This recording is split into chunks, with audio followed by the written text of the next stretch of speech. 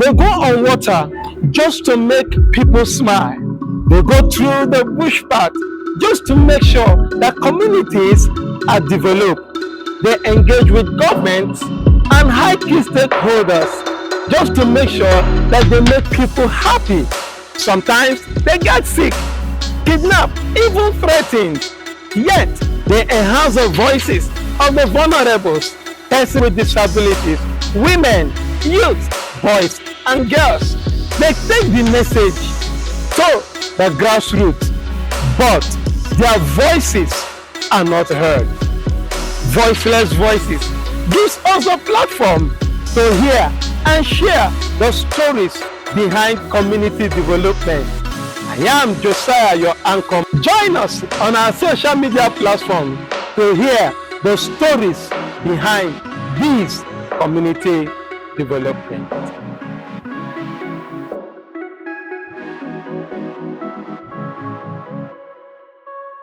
Have you ever seen someone that when you look at her, you just think that there is nothing in her head because she's very calm and just look at you and just be smiling. But when she opens her mouth, you will know there are a lot in her head.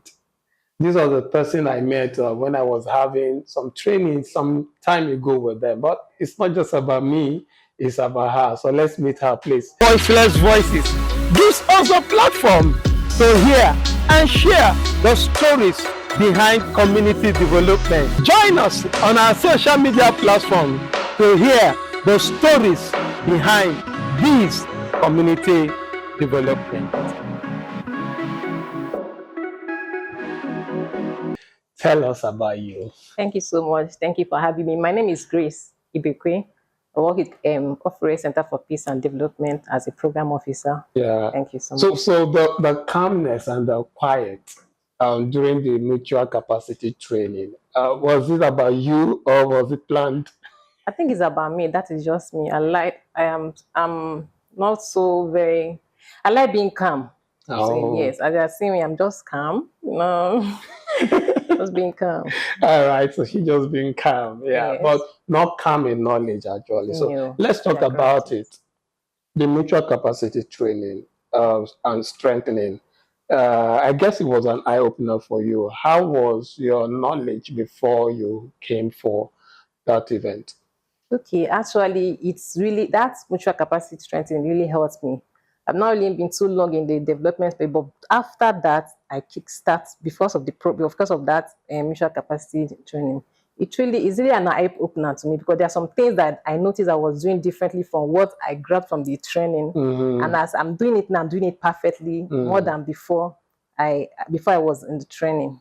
You know, I like this part. You said you were not there before. Yes. So it was actually the mutual capacity training that brought you in. Yes, I was not really there. I was not there. I was there, but not fully. But the mutual capacity made me to build build everything concerning development space. Yeah. And even after that particular mutual capacity building, I handled a project of which I hyped myself. I was like, can I really do this? It was a success story. Yeah, hang on. My money. Oh, Father Lord. You see, this is why we need to have something like this to your story. So after this session, you have to give me a picture. So for you. Now, when you started handling the project, how did the strengthening help you?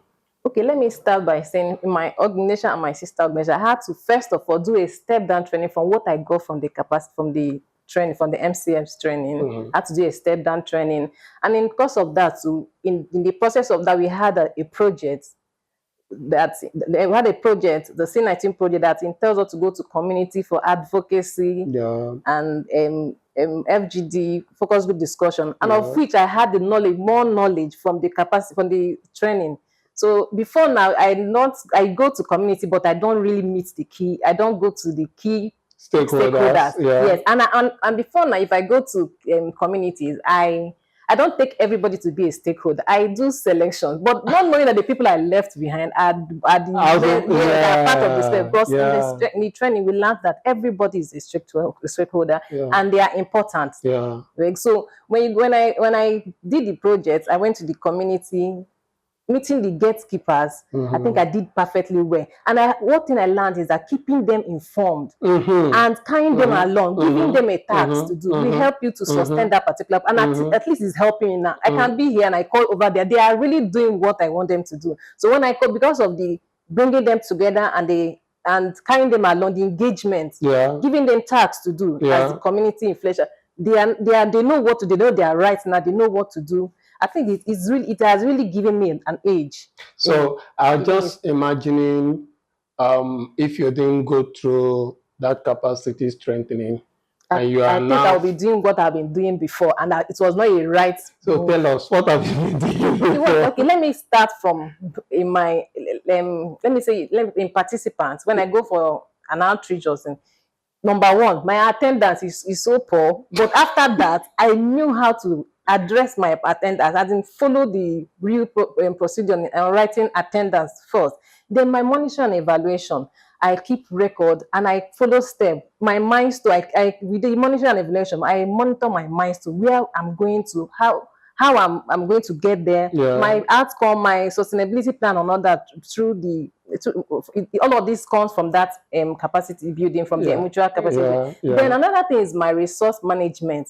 Even in the house, it helped me in managing my resources. Even when I want to cook, with this capacity, when I look at my resources and what I want to spend, with monitoring it and evaluating it and looking at the resource, managing it well, it also helped me in my own life, in my personal life. Like you have to monitor the meat, the fish. Yes, I have to do that so that resources I can manage it and achieve what I want to do. Even in my organization too, I think now we are working together to achieve one goal. Before now, our mission and statement was not aligning with what we are actually doing. But after that, we have to recap it, and it's now hits the point of what actually we want and where we want to get to. And I think it has been helping us.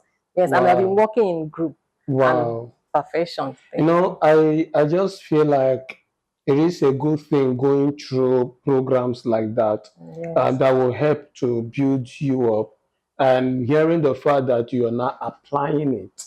Okay, so let me take it back a bit. During the process, during the capacity training, what was your no-go moment? Like, can I just throw in the towel? Did you have anything like that? Okay, I think it's when we are doing something on evaluation, monitoring and evaluation, it has to be like with outcome inputs, impact, strategy, doing all those strategic planning. Yes, addressing, knowing where you are going to and what you want to achieve through your strategic planning. Then the monitoring and evaluation, in that one, what really it is just setting the milestones. Yes, to achieve where you want to get to. So you just felt like, okay, this is enough. I need to just go. did you come up with why it was not supposed, because it is really an eye opener to me. I don't really know anything concerning in my project. I don't value the monitoring. I just do normal program managers work or program. But the MIE, I can say now, it has been incorporated into my own program management. So I cannot implement it. I cannot do my monitoring and evaluation even as a program officer. That is wow. It's good hearing sweet stories like that. So let's go beyond the capacity training and come to the space, the community space generally. How has it helped you to manage your right holders, your beneficiaries, especially those I won't want to use the word stubborn, but those ones that when you are helping them, they are fighting you.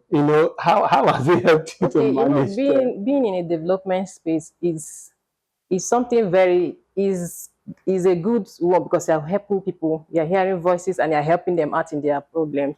And another thing is taxing too.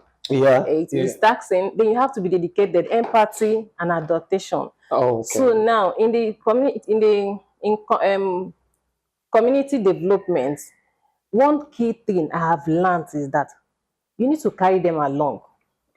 Because if you are doing it on your own, like you have a space where there is communication barrier. Barrier, Very yeah, good. yeah, Like when we are in our, when I was implementing a project in Ahoda, yeah. I had to pick CLMTs, indigenous of the community.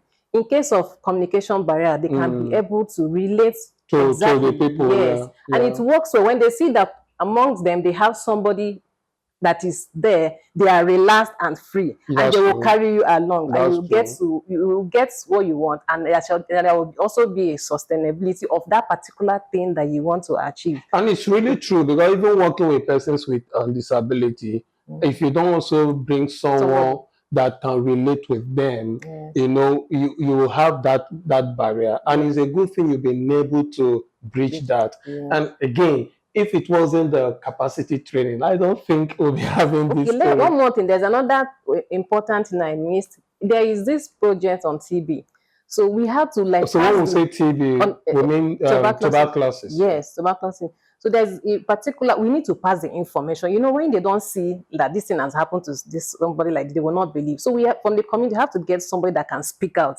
That is a survivor. So with that, all these things we can really go far for them to hear you out and also respond. Yeah, when you carry them along like that, I think it's very good. Yeah, because it means you've really mapped your stakeholders Yes. and you are doing very well. So, how do you think that project can be sustained over time? Exactly what I said. When you carry them along, when you engage them, when you give them tasks, not leaving, maybe it's a project that will last for 2 years. Don't just go do and come back. Make sure you have insiders that you carry along. That's the stakeholders that you can, even when you're not there, whatever thing you're doing, they can be sustained. So, are there challenges that you have, you know, faced? Okay, let me say challenge. One of the challenges I've really faced when I was doing a particular project in Ahoda East, there's a particular time I needed to go to the community, and there was crisis, all these cult Yeah. crisis and all that. I know I have my CLMT, but before I go there, I call them. I have information. I don't just go because we want to save life, but you have to be precautious of what you're doing anyway. Exactly. And it's even part of your Yes, but I monitoring thank God, even evaluation. from that MCF, something like that was brought up, and I got knowledge from there to know what I'm supposed to do. So with those my CLMTs in the community, I was able to achieve my goal. I was able to finish the project without any harm. And though that time was a very tense period, it was all over River State. But I thank God that nothing actually, at least, did not disturb my project. I finished what I was supposed to do, and it was a success. Yeah, Even now, they were still calling me back. Oh, we are calling you Of back. course, Oh, this is yes. very good. So I know you've not been so much in the civil space, Yes. but have you met any of those bizarre moments? Those moments that you just think should be erased? Yeah, because I know I've gotten a lot of time where I went to a particular community where mosquitoes, I had to climb my body from my hand. You were down to this place. You could just see them just because I want to put smiles on people's faces. I think I have had one of experience. When I went to Ahoda West, there was a flood, and that time was a flood period. Period, yeah. Yes. I still had to pass it because I want to put smiles in people's face. I still need to enter the flood, but do what I need to do and leave the area because of the environment. But I thank God that it was a success too. At least I achieved my goal, and and that's why you're able. And that's why you are in a community. You're a community developer, because that is what you exactly. And thank God you achieved it. It's a good. That's why you're here telling us the story. It is interesting. It's very interesting to be a community developer. Oh, Helping wow. people. Okay, I so enjoy it. Yeah. what do you have to say to those persons that helped put up the capacity strengthening program and of course the sponsor, which is Oxfam? Oh wow. I want to appreciate Oxfam, also Odudu and Ofure Center for Peace and Development for this platform. It's really an eye opener to me. At least I learned so many things. I want to give kudos to Oxfam. I want to appreciate them. Thank you so much, Oxfam. Yeah, thank you so much. You see, that's one good thing whenever you have a good program. And look at the massive testimonies and success stories and case studies. someone that never knew anything now have implemented various projects and still implementing various projects. This is Voiceless Voices, where we give voice to those persons that are putting smiles on the faces of people that go through a lot just to make sure a community is developed and no opportunity has been given to them to speak out. In Voiceless Voices, you can speak out. Follow us in all our social media platforms, Voiceless Voices, and of course, you're going to be happy. If you want to be on this platform, you can reach out to us. Please just give us a direct message. My name is Josiah. Thank you so much for being with us in this episode. See you in the next episode. Bye for now. Thank you. They go on water just to make people smile.